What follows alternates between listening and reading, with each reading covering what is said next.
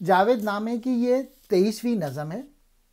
مین message یہ ہے کہ حکمت استعمال کرنا چاہیے، تفکرون، تدبرون، تفکر کرو، تدبر۔ یہ ہے کہ اللہ تعالیٰ نے حکمت کو خیر کثیر کہا ہے۔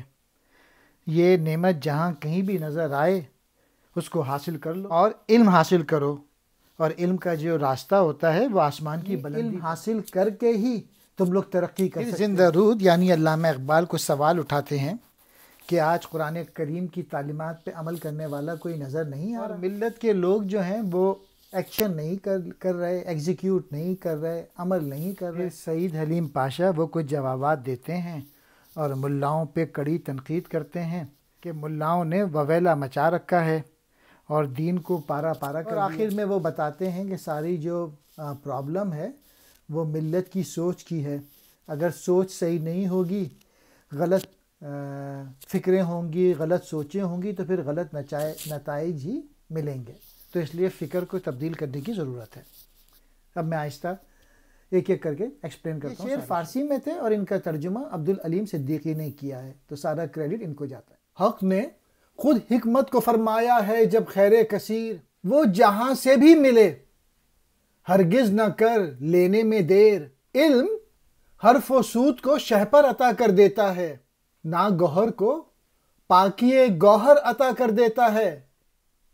علم گردوں کی بلندی پر بنا لیتا ہے راہ، آنکھ سے خورشید کی وہ چھین لیتا ہے نگاہ۔ ساری موجودات کی تفسیر اس کا نسخہ ہے، سب کی تقدیر اس کی ہی تدبیر سے وابستہ ہے۔ اللہ تعالیٰ نے حکمت کو خیر کثیر کہا ہے۔ یہ نعمت جہاں کہیں بھی تجھے نظر آئے اپنا لے، حاصل کر لے۔ علم حرف اور آواز کو بڑی پرواز کرنے والا پر عطا کرتا ہے، اور اپنی چمک سے محروم ہو جانے والے موتیوں کو چمک کی پاکی عطا کرتا ہے۔ علم کا راستہ آسمانوں کی بلندی پر ہے، اور اس میں وہ قوت ہے کہ وہ سورج کی آگ سے نگاہ چھین لیتا ہے۔ علم کا نسخہ کائنات کی ساری موجودات کے نسخے کی تفسیر ہے، اور تمام موجودات کی تقدیر اس سے وابستہ ہے۔ یہ ہے کہ علم حاصل کرو اور تدبر سے کام لو، حکمت سے کام لو، سوچ سمجھ کے فیصلہ کرو۔ حکمت سے مراد دو قسمیں ہیں۔ حکمت نظری جس میں منطق، فلسفہ، علم کلام، معاشیات و اخلاقیات وغیرہ شامل ہیں۔ حکمت عملی جس میں طبیعیات، ریاضی، حساب، صنعت و حرفت شامل ہیں۔ خیر کثیر کہتے ہیں بڑی نعمت، سود کہتے ہیں آواز کو، ناگوہر چمک سے محروم موتی، اوج بلندی، اوج کہتے ہیں بلندی کو۔ دس کر دیتا ہے پیدا اس کے کہنے سے حباب، بحر کرتا ہے حویدا اس کے کہنے سے سراب۔ علم رکھتا ہے نظر میں واردات کائنات، تاکہ وہ پائے سراغ محکمات کائنات۔ دل لگا حق سے کہ یہ ہے شیوہ پیغمبری، حق سے دل بیگانہ رکھتا ہے طریق کافری۔ علم اگر بے سوز دل حاصل کریں بنتا ہے شر، روشنی اس علم کی ہے تیر گئی بحر و بر۔ اگر علم بیاباں سے یہ کہے کہ پانی کا بلبلہ دے دو تو وہ دے دیتا ہے، اور اگر وہ سمندر سے کہے کہ سراب دے دو تو وہ دے دیتا ہے۔ علم کی قوت کا بیان ہے۔ علم کی بدولت ایک صاحب علم ان سے اپنے حسب خواہش استفادہ کر سکتا ہے۔ اس کی آنکھ کائنات کی واردات پہ ہوتی ہے تاکہ وہ کائنات کی محکمات دیکھ سکے۔ علم کائنات کی موجودات کی جزیات تک رسائی حاصل کر کے اور ان کے مشاہدے اور تجربے سے قسم قسم کے نتیجے اخذ اور فائدے حاصل کرتا ہے۔ اگر علم حق سے دل لگائے تو اس کو یہ عمل پیغمبری ہے، اور اگر وہ اللہ تعالیٰ سے بیگانہ ہو جائے تو اس کی یہ بیگانگی گویا کافری ہے۔ علم کا مقصد ہی خالق کائنات تک رسائی ہے۔ اگر یہ نہیں ہے تو وہ کفر ہی کا باعث بنتا ہے۔ اگر تو علم کو سوز دل کے بغیر پڑھے تو تیرا یہ عمل گویا شر ہے، اور اس کا نور بحر و بر کی تاریکی کا باعث ہوگا۔ سوز دل سے خالی پڑھا ہوا علم انسان کو فائدہ پہنچانے کے بجائے الٹا اس کے لیے وبال و جان بن جاتا ہے۔ واردات کہتے ہیں واقعات و کیفیات۔ تیرا و تاریک اس کے غازے سے روئے جہاں، زندگانی کے لیے اس کی بہاراں ہیں خزاں۔ بحر و دشت و کوثار و بوستاں و باغ و راغ، اس کے طیاروں کی بمباری سے ہیں سب داغ داغ۔ سینہ مغرب میں اس نے آگ وہ بھڑکائی ہے، جنگ ہے، یلغار ہے، شبخون ہے، رزم آرائی ہے۔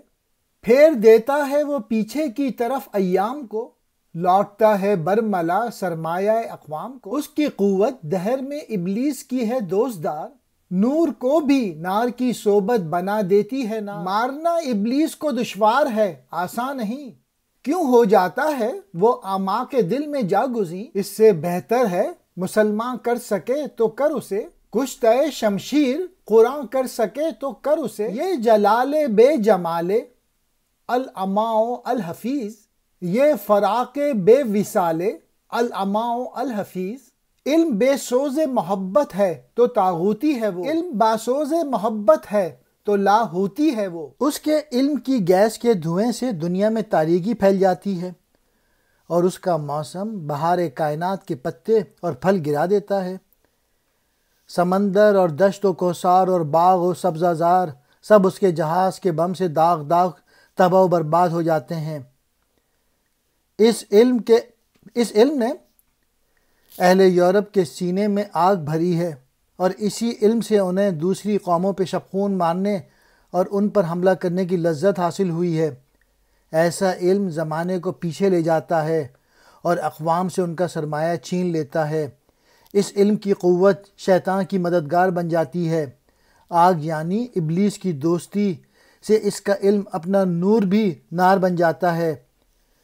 شیطانوں کو مارنا مشکل کام ہے، کیونکہ وہ دل کی گہرائیوں میں گم ہے۔ بہتر یہی ہے کہ تو اسے مسلمان کر لے اور اسے قرآن کریم کی تلوار سے قتل کر دے۔ ایسا جلال و جمال سے عاری ہے، اس سے خدا کی پناہ ہے۔ وصال کے بغیر فراق ہے، اس سے خدا کی پناہ ہے۔ جو علم اس سے خالی ہو وہ شیطانوں کا علم ہے، اور عشق والا علم لاہوتیوں کا علم ہے۔ اس سے بیگانہ ہے جو علم و حکمت مردہ ہے، عقل ایک ایسا ناوک جو ہدف ناخوردہ ہے۔ ایسے نابینا کو بینائی سے مایہ دار کر، بو لہب سے حیدر کرار کر۔ محبت کے بغیر جو علم و حکمت ہے وہ ایک طرح سے ایک مردہ ہے، اور محبت سے محروم عقل ایک ایسا تیر ہے جو نشانے پر نہیں لگتا۔ ایسی عقل گمراہی کا باعث بنتی ہے اور منزل مقصود سے دور کر دیتی ہے۔ تو اندھے کو دیدار سے بینا کر دے اور بو لہب کو حیدر کرار بنا دے۔ گویا سوز دل سے خالی عشق، بو لہب کسی خصلت والا، اور عشق کا حامل دل حضرت علی حیدر کرار کی مانند ہے۔ لہٰذا ضروری ہے کہ علم و حکمت کو اندھا بنانے کے بجائے اسے عشق و محبت سے صاحب بصیرت بنا دے۔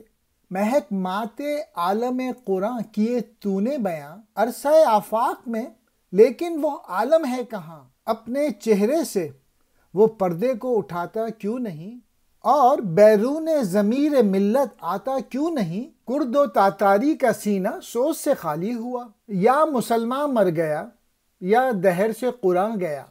اب زندہ رود یعنی علامہ اقبال افغانی سے مخاطب ہیں۔ علامہ اقبال کہہ رہے ہیں کہ تو نے قرآن کریم سے اس کا بنیادی تعلیمات کو تو ظاہر کر دیا ہے، لیکن اب تک تیرا بیان کردہ جہاں پردے میں ہے، گویا ایسا جہاں آج کے دور میں ناپید ہے، کہیں نظر نہیں آتا۔ یہ جہاں اپنے چہرے سے پردہ کیوں نہیں اٹھاتا؟ وہ ہمارے ضمیر سے باہر کیوں نہیں آتا؟ مطلب یہ کہ ایک ایسا نظام ہے قرآنی تعلیمات پہ عمل کسی بھی اسلامی ملک میں نظر نہیں آ رہا۔ آخر اس کی کیا وجہ ہو سکتی ہے؟ ہمارے سامنے تو ایک ایسا گھسا پٹا اور ناکارہ جہاں ہے جس کی مٹی میں ملت آرام کر رہی ہے۔ یہ فرسودہ نظام جو ہے اور یہ تعلیم اور علم فنون جو ہے یہ تو قرآنی حکمت سے دور ہے۔ آخر ایسا کیوں ہے؟ تاتاریوں اور کردوں کے سینوں کا سوز ختم ہو گیا۔ کبھی وہ وقت تھا جب تاتاری اور کرد یہ لوگ اسلام کی خاطر خاصی تگ و دو کی، لیکن اب وہ جذبہ کیوں نہیں رہا؟ کیا یہ ایسا لگتا ہے کہ یہ بے عملی اور قرآنی تعلیمات سے دور ہو گئے ہیں؟ ورنہ قرآن کریم تو ایک جاویدانی کتاب ہے۔ کافری سے دین حق دنیا میں رسوا تر ہوا، وہ کہ ملا ہے ہمارا آپ کافر گر ہوا۔ جانتے ہیں اپنی شبنم کو بھی ہم مانند یم، وہ سمجھتا ہے ہمارے یم کو بھی شبنم سے کم۔ اب سعید حلیم پاشا کہتے ہیں آج دین حق کافری سے بھی زیادہ رسوا ہو چکا ہے، کیونکہ ہمارا ملا جو ہے کافر گر مومن ہے۔ ہماری شبنم ہماری نگاہ میں سمندر ہے، جبکہ ملا کی نگاہ سے ہمارا سمندر شبنم ہے۔ زندہ رود یعنی علامہ اقبال کے سوالوں کے جواب دے رہے ہیں سعید حلیم پاشا۔ وہ کہہ رہے ہیں کہ آج دین حق کافری سے بھی زیادہ رسوا ہو چکا ہے، اور اس کی وجہ یہ ہے کہ آج کا جو نام نہاد ملا ہے وہ خود کو تو مومن کہتا ہے، اور جو خود مسلمانوں کو کافر بنا رہا ہے۔ ملا جو کبھی دینی رہنما اور قابل احترام تھا، آج وہ دین کی روح سے بیگانہ ہو کر صرف شکم پروری میں لگا ہوا ہے۔ اور عام مسلمان تو دین کی چھوٹی چھوٹی باتوں کو بھی دین کی بنیادیں سمجھتے ہیں، جبکہ آج کا ملا اسلام کے بنیادی اصولوں پر بھی توجہ دیتا نہیں۔ طرفہ تعویلیں کیا کرتا ہے وہ قرآن فروش، میں نے جبرائیل امی کو دیکھا ہے محو خروش۔ آسماں کے اس طرف سے اس کا دل بیگانہ ہے، اس کی ناقص فہم میں الکتاب افسانہ ہے۔ حکمت دین نبی سے فیض پایا ہے کہاں، تیرا ہے بے کو کبھی سے اس کا اپنا آسماں۔ کم نگاہوں کور ذوقو یا وہ گو ہرزہ گرد، ملت اس کی تفرقہ پروازیوں سے فرد فرد۔ اس طرح ہے مکتب و ملا و اسرار کتاب، جیسے مادر ذات نابینا و نور آفتاب۔ عصر نو میں دین کافری فکر و تدبیر، دین ملا ان دنوں ہے فی سبیل اللہ فساد۔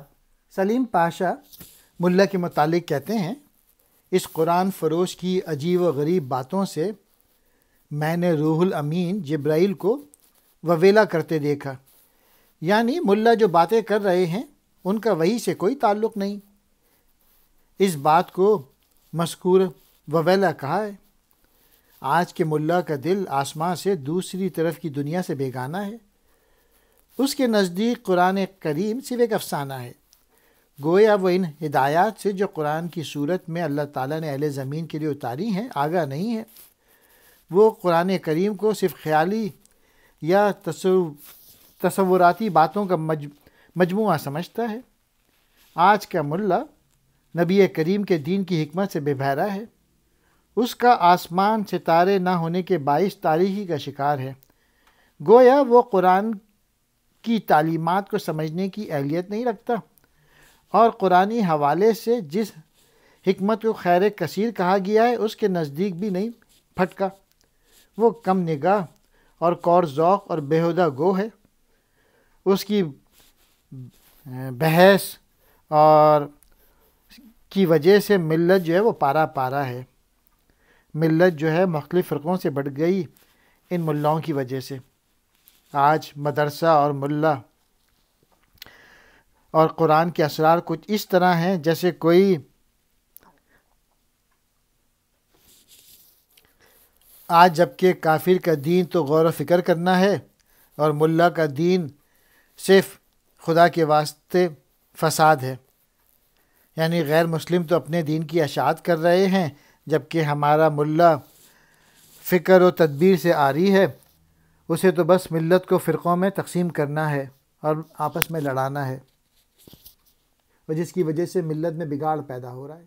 مرد حق سے جو کہ ہے جانے جہانے 400، اور اب خلوت نشیں ہے میری جانب سے کہو، اے تیرے افکار سے مومن کو ملتی ہے حیات، اے تیری صحبت سے ملت کو میسر ہے ثبات۔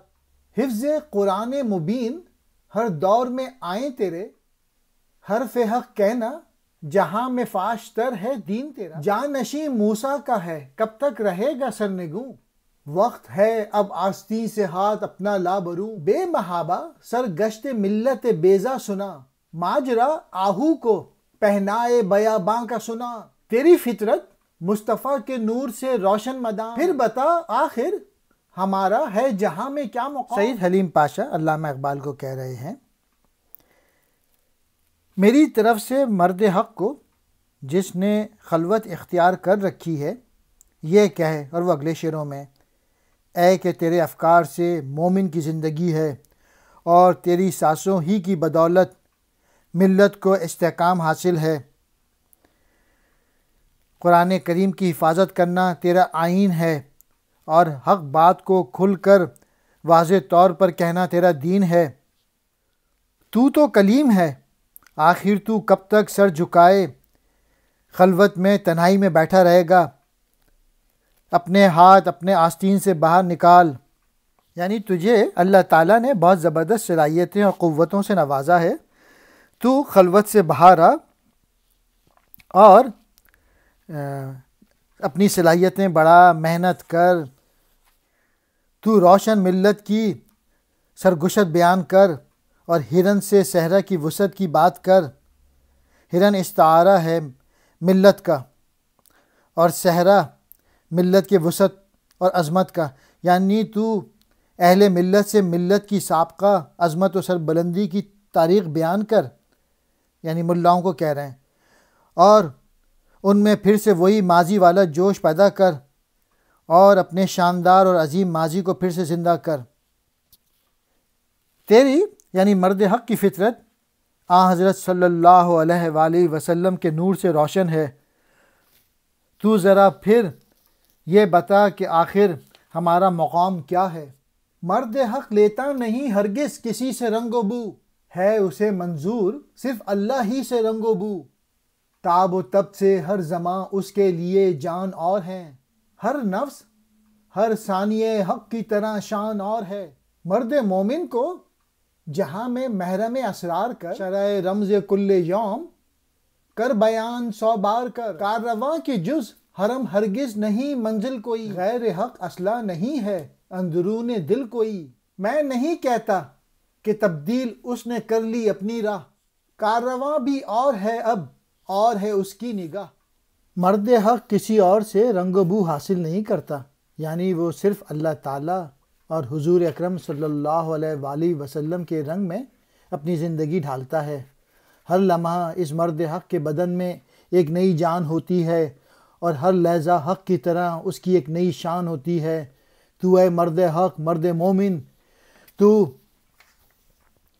ان بھولے ہوئے راز سے پھر آگاہ کر اور ان سے کل یوم کی رمز کی شرح میں بیان کر۔ ملت کے قافلے کی منزل کعبے کے سوا اور کوئی نہیں، اور اس قافلے کے دل میں حق کے سوا اور کچھ نہیں۔ گویا مومن کی زندگی کی منزل بھی اس معبود حقیقی کے سوا اور کوئی نہیں، اور نہ اس کے دل میں اس خالق کے سوا کوئی اور ہی بستا ہے۔ میں یہ تو نہیں کہتا کہ ملت کا راستہ کوئی اور ہے، البتہ آج صورتحال یہ ہے کہ اب قافلہ وہ نہیں رہا اور اس کی نگاہ بھی اور ہو گئی ہے، وہ نہیں رہی۔ مطلب یہ کہ ملت کا راستہ تو وہی ایک راستہ ہے کعبے کو جانے والا، مرکزیت کا راستہ، لیکن آج کی ملت کی سوچ پہلی جیسی نہیں ہے، جس کی وجہ سے وہ عظمت سربلندی حاصل نہیں ہو پا رہی۔ مین میسیج یہ ہے کہ ہر لمحہ جد و جہد کرو، اسٹرگل کرو اور اپنا صلاحیتیں بڑھاؤ۔